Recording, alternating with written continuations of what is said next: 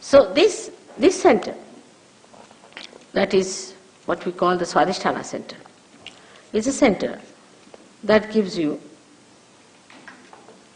your future, energy to think of your future, your planning, which gives you energy to bring forth the manifestation of the physical labor or physical exercise or physical work. This power center has to work for one work, to convert the fat for the use of the brain. Now if one center which has to do many other things starts doing only one work, all other things are neglected. As a result of that, you develop problems because it has to cater to your liver, to your pancreas, to your kidneys, to your spleen. And once it goes into action for one generalized work, it gets programmed for it. And then it cannot take care of these things. That's how you develop a bad liver. You develop a diabetes, kidney trouble, blood pressures. Also you develop a very serious disease called blood cancer. Now Sahaja Yoga can cure all these troubles. It's only physical. But it can cure even physical troubles, because if this center is brought to its normal behavior, if it is made to behave in a very normal way, you can easily cure all such diseases which come out of your overactivity, overthinking, over-imaginativeness. It's a very dangerous thing to always think about the future.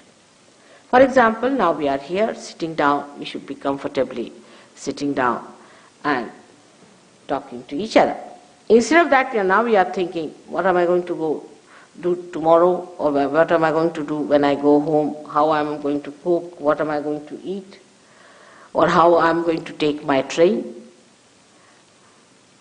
All these futuristic behaviors lead you to a very funny personality.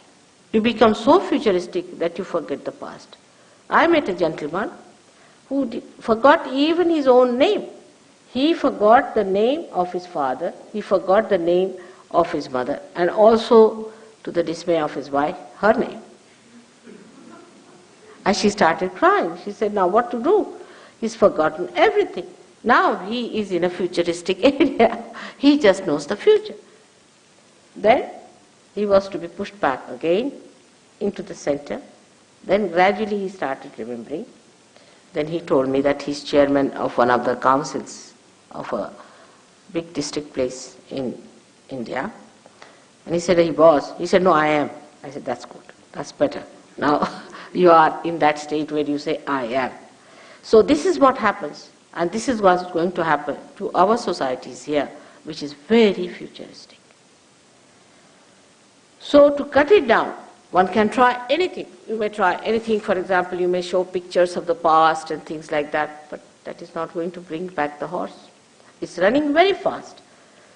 The only thing that can work it out is the awakening of the Kundalini. When the Kundalini awakens itself, she makes the center enlighten, and the center itself resumes its normal shape, its normal behavior, and its normal condition. Apart from that, it has got a dynamic power or manifestation, that this center which looks after our attention becomes enlightened, and our attention becomes enlightened, and the attention which is enlightened becomes dynamic. In the sense now, sitting down here, you can pay attention to anyone, just pay attention. You don't have to do anything. Just pay attention to that person and you can find out on your fingertips what's the matter with the person. Thousands of miles he may be. When Nixon was having trouble, suddenly, I don't know, I said, find out about Nixon, how is he? And they said, Ma, he's in a terrible mess. Christ has said, your hands will speak. That's the time has come. These hands, which look so simple, but they are so intricate and so intricately built that the nerve endings are so microscopic that we cannot understand how much they can tell us, how far they can go. When the awakening takes place, you start feeling the vibrations around you, the all-pervading power which you have never felt before. Through these fingertips which we neglect, we misuse them, we use them for wrong things. These fingertips themselves get enlightened. And you start feeling them. That's what I said, that you have to get your awareness, which is enlightened. It's the awareness which has to manifest. And that's how you start feeling them on your fingers. It's wrong here, it's wrong there. You can see where is the problem. Now all these are related to your centers. These are 5, 6 and 7. 7 on the left and 7 on the right. So this is about your emotional side and this is about your right. About your physical and your rational, or you can say mental side. So you can make out a person how he is by just knowing whether you are getting heat from that person, whether you are getting burning from that person, whether they are getting numb, whether they are becoming heavy.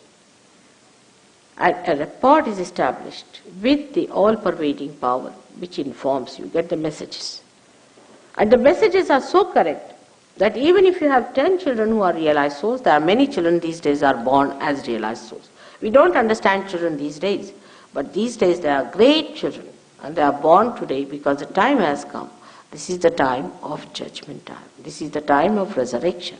This is the time about which people have described in all the scriptures. So great people are taking birth. And these children, if you tie them up and their eyes and ask them about a person who is sitting facing them, what's the problem with this person? They will all raise the same finger. All of them will raise the same finger, even if their eyes are tied. Even if their backs are towards the person, they can just push back their hands and say. They are so good, children are so good. You see, when they put their fingers in the mouth, we sometimes think, I don't know, Freud, who might call a very half-baked person, he didn't know much about God and life and nothing at all. He was very little bit he knew. He says that this has something to God, sex. He was nothing but a sex point, and he wants everybody to be a sex point, not a human being.